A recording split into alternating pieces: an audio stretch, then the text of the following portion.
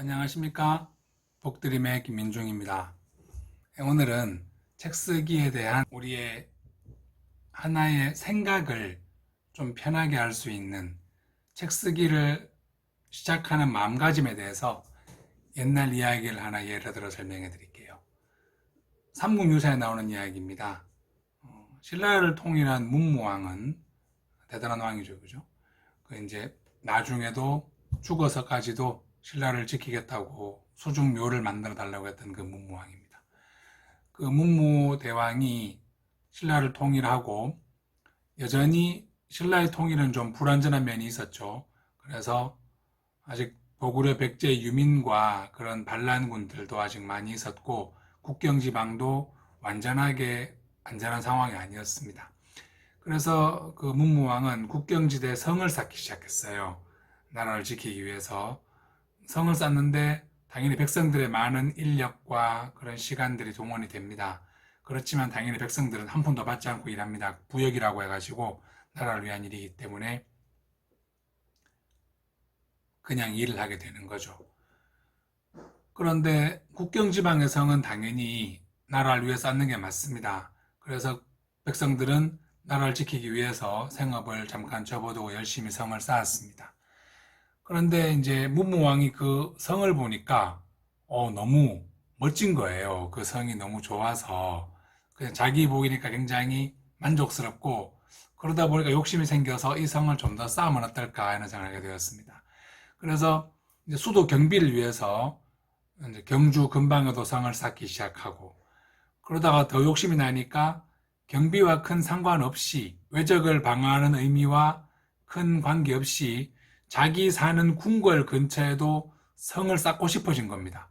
그래서 자기 사는 궁궐 근처에도 성을 쌓아라 명령을 하기 시작했어요. 그러다 보니까 점차 국력이 쇠퇴하기 시작합니다. 백성들은 농업을 거의 전폐하고 성 쌓기에 매달려야 했고 그러다 보니까 성 쌓기는 힘든 일이죠. 무거운 돌을 옮기고 그러다 보니까 백성들의 체력도 많이 고갈되고 불만도 커지고 그동안 경제 상태도 아주 안 좋아졌습니다. 이렇게 되어서 백성들이 많은 불만을 가지게 되었죠. 그런데 신하들이 그것을 알게 되었습니다.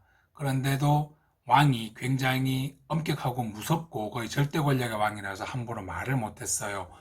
뭔가 신하가 왕에게 백성들의 삶이 이렇게 피폐하다는 걸 이야기하면 그 신하의 목숨도 부지하기 어려울 정도로 왕은 무척 무서웠습니다. 그런데 이런 상황이 지속되자 나라가 지금 점차 위기에 처하게 됩니다. 그러자 이 상황을 그냥 볼 수 없었던 아주 뜻깊은 종교 지도자죠, 그죠? 스님 한 분이 나서게 됩니다. 바로 의상대사인 분인데 의상대사가 문무왕에게 편지를 씁니다.